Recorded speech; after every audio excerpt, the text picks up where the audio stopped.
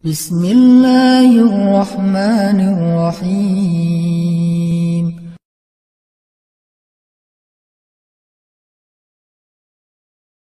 Makin dia bergantung kepada Allah, makin dia woles, makin dia nggak gampang yai'as, nggak gampang putus asa ketika punya masalah. Nabi Yusuf itu kan masalahnya bertubi-tubi.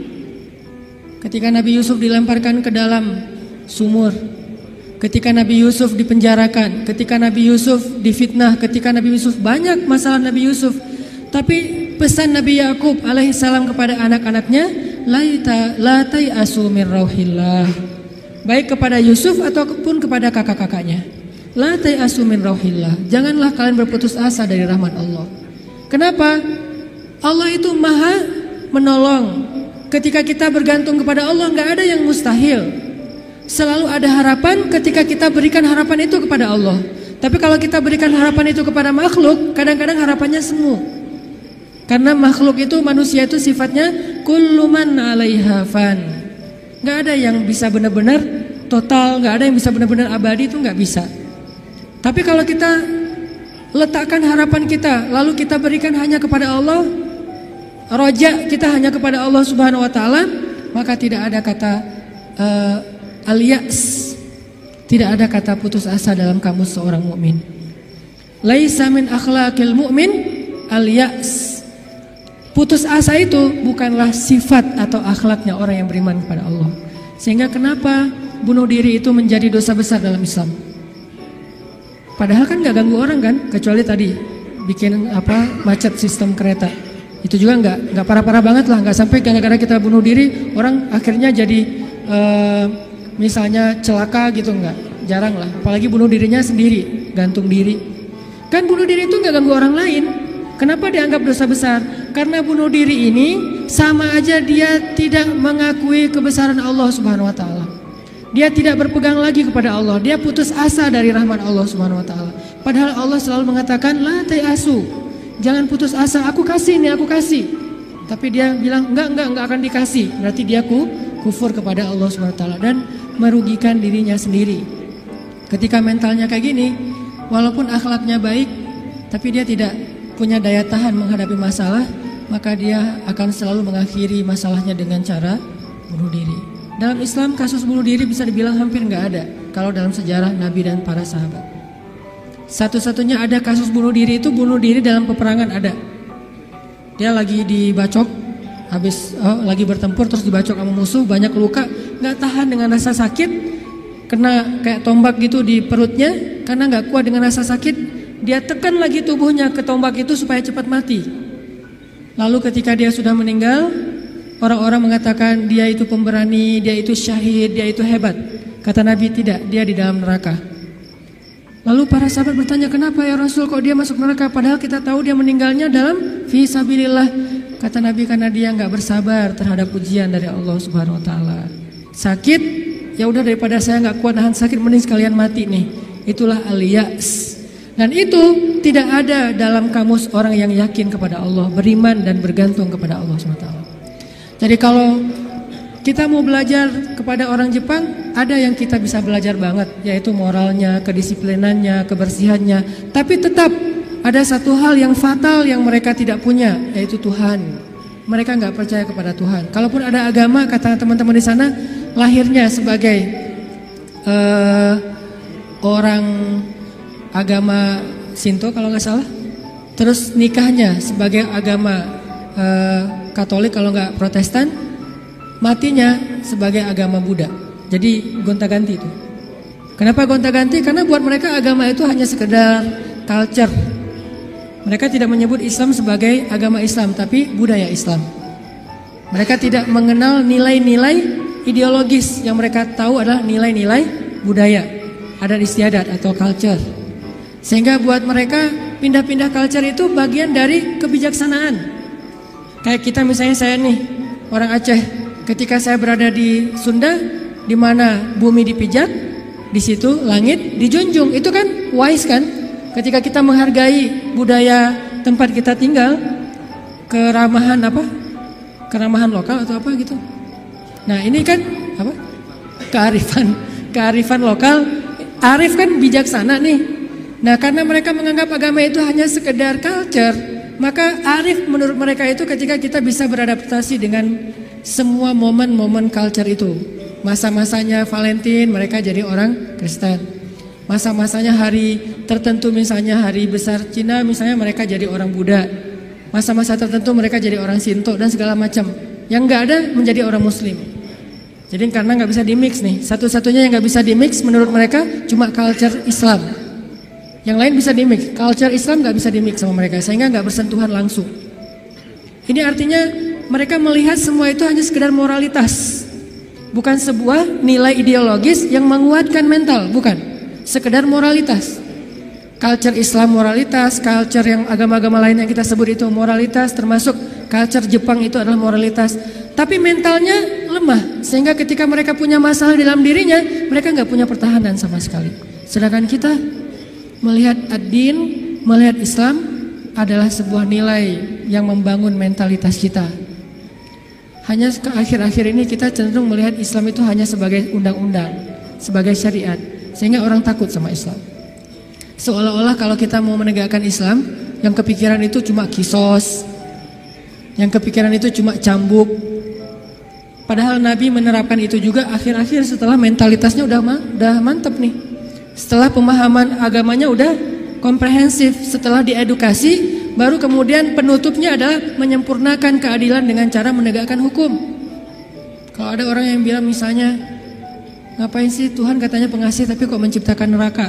Sebetulnya jawabannya logis banget dan sederhana kan? Karena tanpa ada surga neraka tidak ada keadilan. Kemana larinya orang-orang yang berbuat jahat dan zalim kalau tidak ada neraka? Maka kalau semuanya masuk surga, yang zalim sama yang terzalimi, lalu di mana keadilan? Kalau gitu kita mending jadi orang jahat aja, toh masuk surga juga kan? Mending kita ambil aja hak orang lain, toh nanti di akhirat juga tetap masuk surga. Kalau gitu di mana ada keadilan?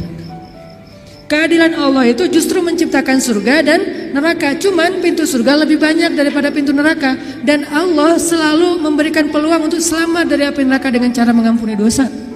Allah Maha Adil. Allah gak mengatakan kalau udah cap neraka udah gak akan lagi berubah. Enggak.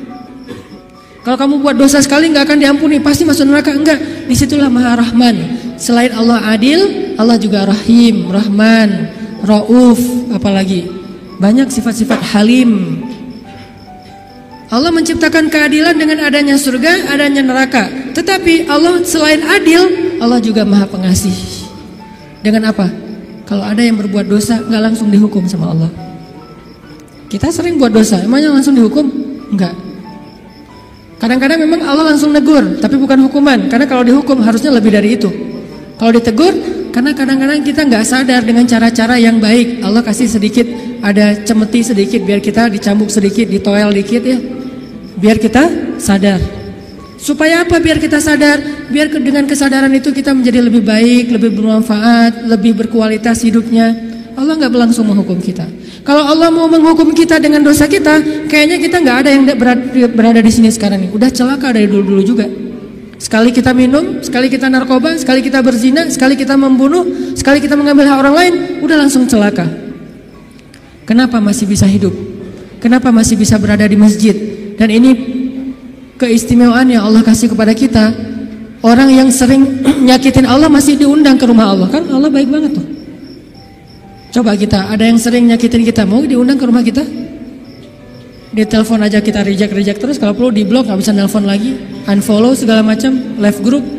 Allah kita sakitin berkali-kali, kita cuekin, kita selingkuhin dalam bahasa kita mah ya. Gimana selingkuhin? Selingkuhin akidah. Kita bilang percaya sama Allah, tapi kita jalan sama yang lain. Kita bilang inna sholati wa nusuki wa mahyaya wa mamati lillahi rabbil alamin. Itu kan sama aja kayak seorang cowok bilang ke cewek, aku gak bisa hidup tanpa kamu. Iya kamu, kan gitu. Inna sholati wa nusuki wa mahyaya wa mamati lillah, iya lillah, gitu kan. Tapi kenyataannya kita merasa seolah-olah Allah gak lihat, kita jalan sama yang lain. Allah tahu? Tahu banget. Kalau perempuan mungkin gak tahu kita jalan sama yang lain. Ketika nanti dia tahu, akhirnya dia shock, panik, dia luar biasa tersakiti. Tapi kalau Allah, setiap kita jalan sama yang lain tuh Allah ngelihat. Kita dekat sama yang lain, ke Allahnya enggak. Lah, yang kasih rezeki kan saya. Kenapa kamu terima kasihnya ke dia? Yang memelihara kamu kan saya. Kenapa kamu baiknya ke dia, kok saya enggak berbuat baik kepada hamba Allah? Allah senang. Tapi kenapa kepada Allah enggak? Ini agak-agak kurang fair nih. Ke makhluk yang enggak berjasa kita jadi baik. Ke Allah yang maha berjasa kita cuek. Malah kita menuduh Allah dengan tuduhan-tuduhan yang enggak pantas. Ngerasa Allah enggak penting dalam hidup kita. Kalau Allah enggak sabar, makanya Allah itu sabur. Apa arti sabur? Sabar banget. Allah itu sami. Apa arti sami? Dengar curhat banget lah. Kita pasti nggak kuat dengar curhat teman-teman kita. Bayangin kalau yang curhat ke kita itu ada puluhan orang, kan stres juga tuh setiap hari.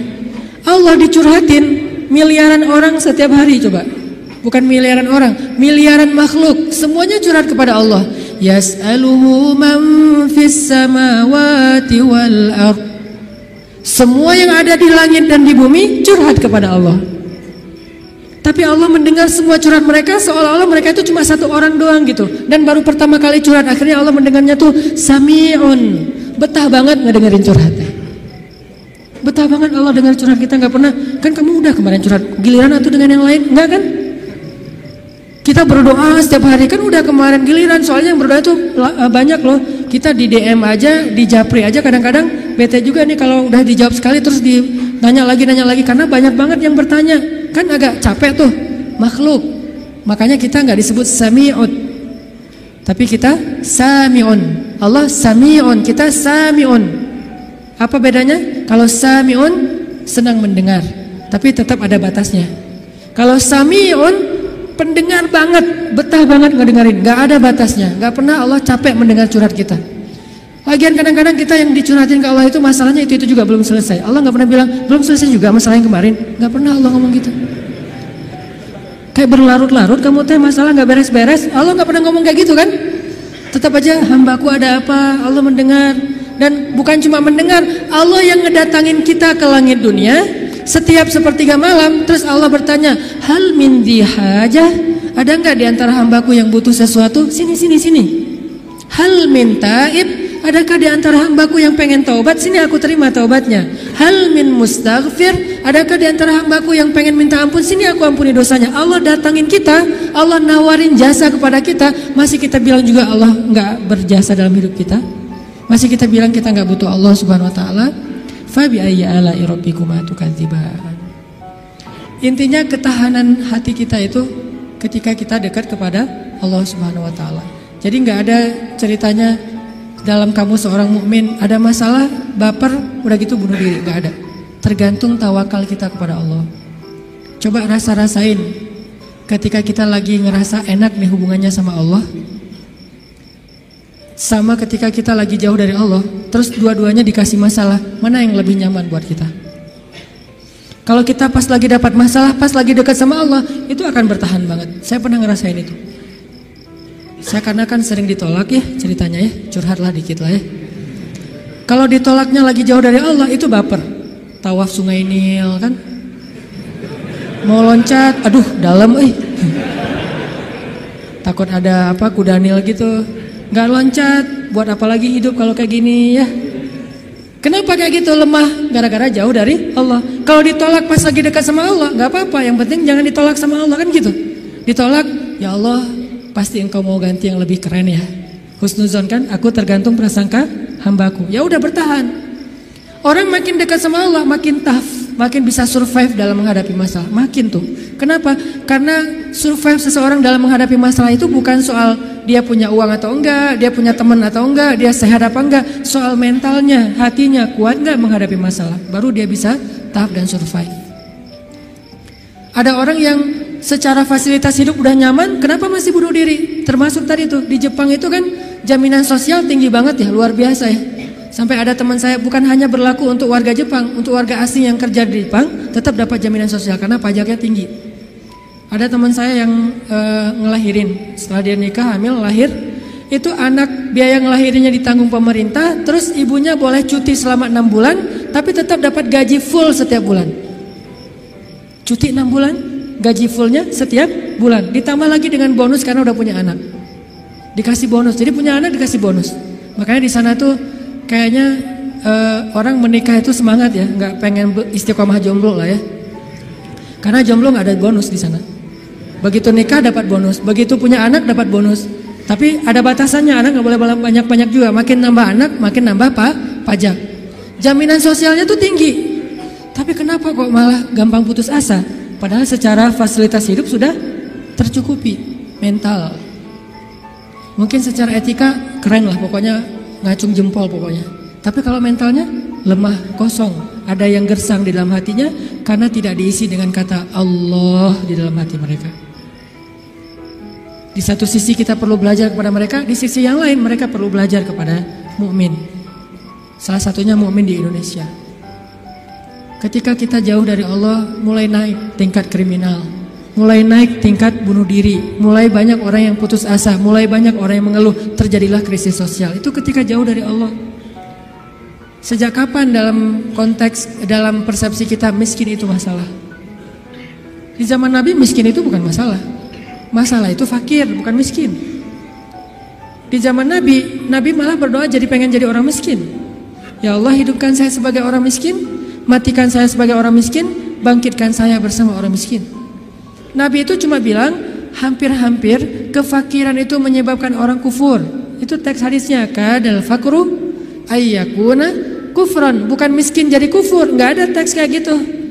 Terjemahan kita yang keliru. Orang miskin itu dekat dengan kekufuran. Nggak ada teks hadis kayak gitu. Yang ada fakir dekat dengan kekufuran. Terus apa bedanya miskin dengan fakir? Miskin itu kurang harta, kalau fakir itu kurang syukur. Makanya Nabi dalam konteks miskin malah berdoa pengen jadi orang miskin supaya hisabnya gampang. Tapi kalau dalam konteks fakir, Nabi malah bertauz, Allahumma inni a'udzubika minal fakri. Ya Allah, aku berlindung kepadamu dari kefakiran. Maksud kefakiran di dalam doa Nabi itu bukan kurang harta, tapi kurang syukur, kurang qanaah dengan apa yang diberikan Allah Subhanahu wa taala. Mental. Makanya salah satu misi Allah menurunkan Islam, mengutus Nabi Muhammad SAW itu adalah membangun mentalitas manusia yang kita sebut dengan mukmin muslim. Mentalnya yang dibangun, sehingga dengan mental itu lahirlah kebaikan-kebaikan yang sifatnya moral, kebaikan yang sifatnya akhlak, kebaikan yang sifatnya ritual ibadah. Tapi semuanya berawal dari mental, termasuk sabar. Mental yang menyebabkan seseorang gak gampang panik, mentalnya. Dan mental itu tergantung keyakinan dia kepada Allah Subhanahu wa taala.